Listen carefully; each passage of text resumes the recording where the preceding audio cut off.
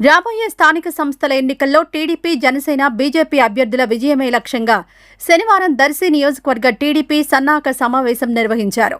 Darsi TDP incharge doctor Gottipati Lakshmi ఆధ్వర్యంలో జరిగిన సమావేశంలో ఎన్నికల వ్యూహంపై ప్రధానంగా చర్చించారు.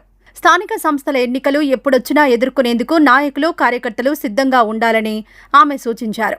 గ్రామ, వార్డు స్థాయిలో పార్టీని బలోపేతం చేసి కూటమి అభ్యర్థులను అత్యధిక మెజారిటీతో గెలిపించేందుకు ఇప్పటి నుంచే క్షేత్రస్థాయిలో పనిచేయాలని పిలుపునిచ్చారు.